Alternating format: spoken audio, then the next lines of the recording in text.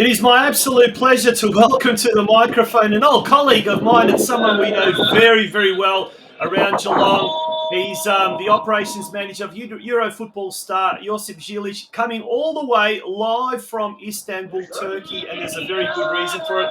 Good afternoon or good morning, Josip, to you. Oh, yes, we've hit over the afternoon, Marcus, and thanks for having me on the show, Tonchi, and good evening to all the listeners and viewers out there. Yeah. Now, you're over in Istanbul, Turkey, with Ray Wood, and Ray's had an urgent meeting with someone else, so he's unable to attend. But we'll talk about the reasons you guys are there for in the first case. But before we do that, tell us your first impressions of Istanbul. We can hear the wailing or the singing, something in the background. Maybe with your midday prayer or something. It's the midday prayers here at the mosque, the Chelim Mosque behind me. We're in Taksim Square. Taksim means division between the north and the south, and similarly to Geelong region itself, we have the north of the river and the south of the river. So maybe we can take some similarities out of Istanbul ourselves, which is divided by the Bosphorus River. Yeah. Now, Josip, we're talking about, well, today's, I guess, a special episode. We're looking at the Victorian Country Championships, the Junior Country Championships. And several years ago, that was resuscitated, I guess, if you like, brought back to allow allow a lot of kids to be able to represent Geelong, particularly those that don't normally get a chance at NPL level. But either way, it's a wonderful opportunity for a lot of kids where they start to really consider taking their football seriously and taking it to another level. And Euro Football Star is precisely that type of organisation that has been set up to take kids' football to another level, isn't it?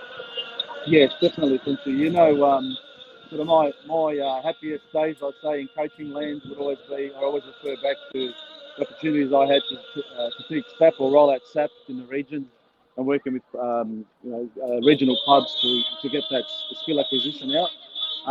Unfortunately, as a formal program, it doesn't exist anymore, but thankfully, the country tends to come in and it offers that opportunity to start the process in those 10 to 11-year-old players who are looking just to sort of step up and see if they can test themselves just a little bit further. And running in synergy with that, if you look at Euro Football Star, and it has its foundational model similarly to SAP, where there's foundational skills that are emphasised about getting those things right and get that base really solid so that you can keep building on that towards whatever it is you want to enjoy in the world of football. Now, Josip, as you said, you used to run the SAP program in Geelong for a long, long time, school acquisition phase. Let's talk a bit about that. Let's talk about the fundamentals of that SAP phase and the age group that it's aimed at. And what are the key, I guess, components of that phase for young footballers? Oh, look, first, I think the first thing that comes to mind for every player is first touch. Getting that ball to come into you, receiving it, and how you deal with it, whether you want to take it as a negative or a positive touch, and what you do with it after that. Coming into play, you got your 1v1 after that, skilling up, defending or attacking with the 1v1s, changes of direction, feints, moves of the body. You have your striking the ball, how well you can hit it hard, under hitting and not over hitting it, and all those sorts of attributes being focused on by the coach and trying to hone in the skills to get the distances right when you're hitting the ball. And of course, after striking the ball, we can't go past the last one there. It's just got my mind. I'm trying to think on the run, and then striking the ball as well. I started striking the ball, but sorry, I'm lost for words. Shooting, yes. A little bit of action going on around me. It's a bit of distraction. Sorry. Oh, absolutely. Now, talking of distractions, before we do get into that, I've just now had a thing in my mind. We noticed Ray putting a lot of stuff on his social media channels, as well as yourself, Josip. Your first impressions of getting to Turkey, to Istanbul, and there was a big Turkish football game happening between Galatasaray the other day. So walk us through that. We haven't got any footage of that, but it's a shame. But it was very, very colourful, to say the least. I sent a few videos up, so if people can get onto my social media, they can have a look, and onto Euro Football Stars, you'll see it there as well. It took us by surprise. I don't think we really, because we were so focused on the Champions League, we didn't really think about one more round left in the Turkish Super League.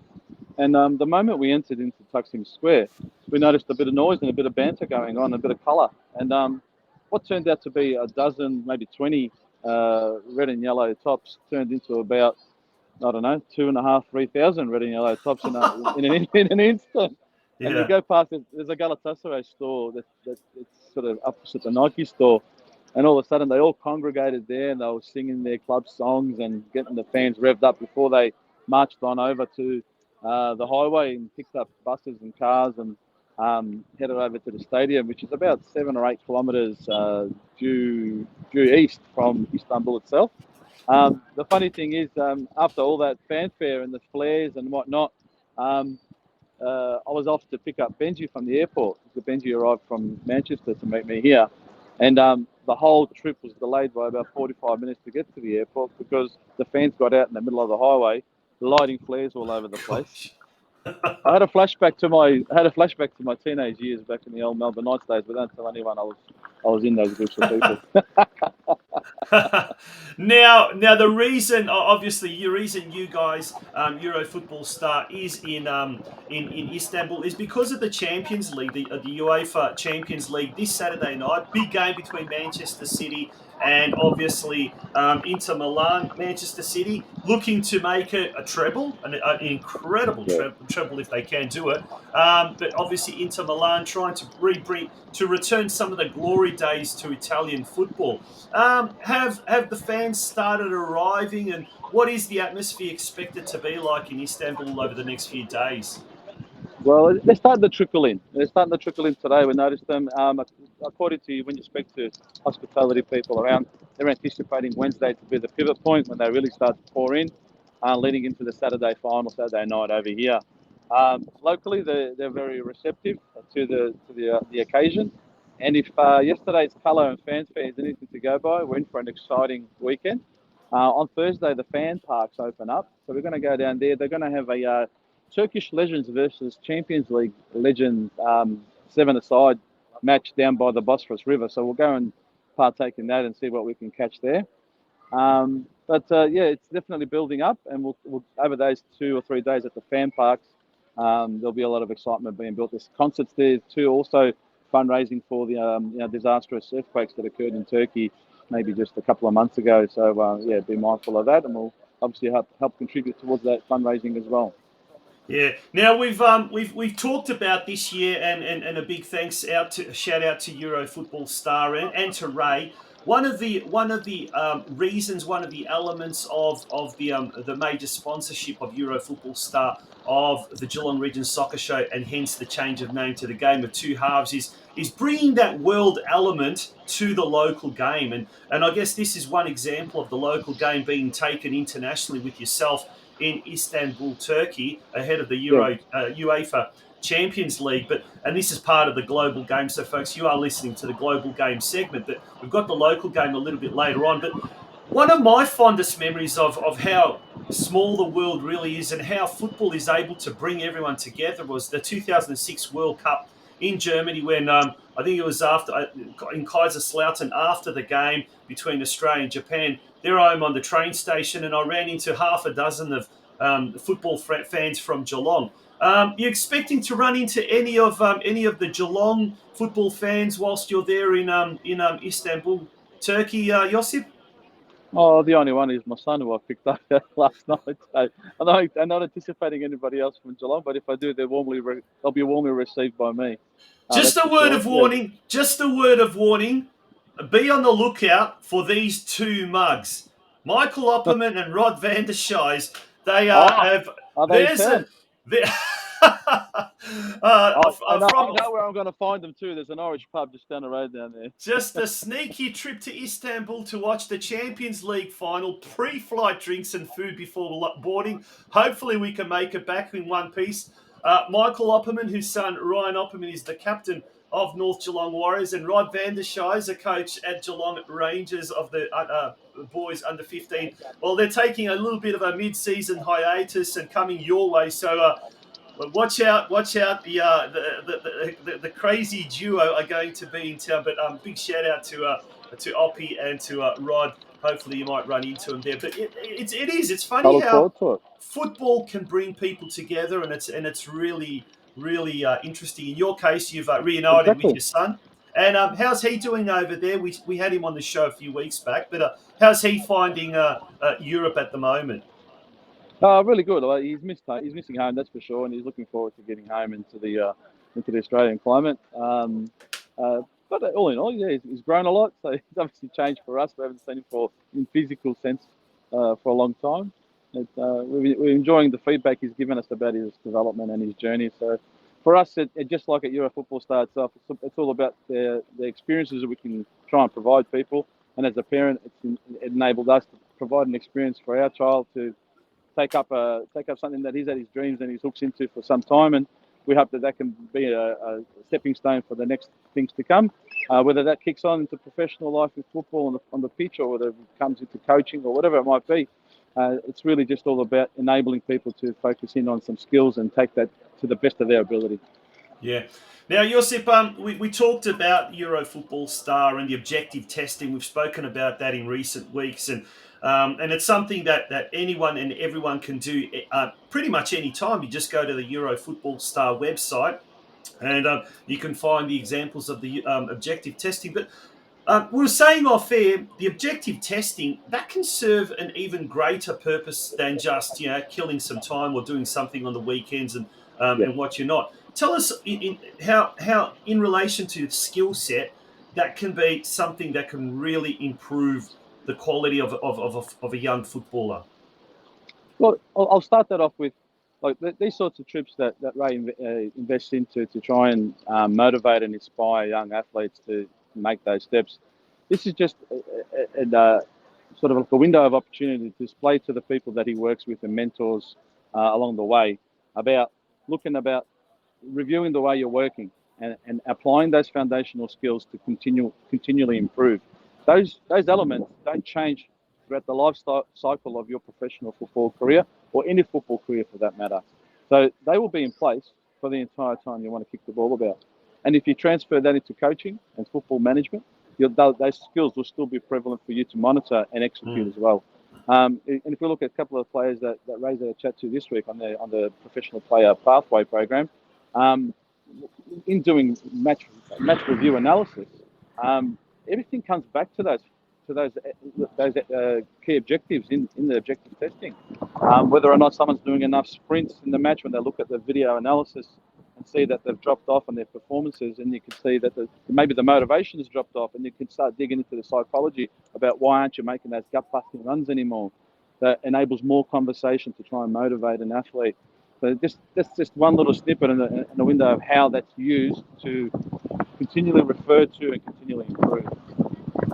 And here's another suggestion for local coaches as well. This time of year, you end up getting a lot of illnesses, particularly kids getting sick. Winter's just arrived. I know from me personally, just on the training track earlier tonight, we had a few absentees, and one of the teams actually had to call it off because they didn't have enough players. But here's an excellent opportunity to, if you haven't got as many players as you'd like or normally have, implement some of these objective testing drills in your training sessions, and getting a practical advantage for your kids as well. And speaking of the objective testing, there's one coming up in Victoria very shortly. Is that right? Yeah, towards the end of June, Ray and the team will be down in Melbourne. They'll be based at around Box Hill, doing the testing out there, and then also holding a presentation for any interested parties in the professional player pathway in Melbourne CBD. There's an auditorium that will be advertised that people can come along and listen to what it's all about. Excellent. Something to look forward to. Now, it's not all fun and games for you guys up there in Turkey. There is a lot of meetings, a lot of networking, a lot of catching up with potential partners and what you're not. Yep. What are some of the meetings that you've had or planning on having that you're able to talk about, of course? Yes, one is a colleague of Ray's that worked with him at Leicester in the youth program there. He's at the moment at Northampton, and he's obviously working on his professional career and where it's going to take him next.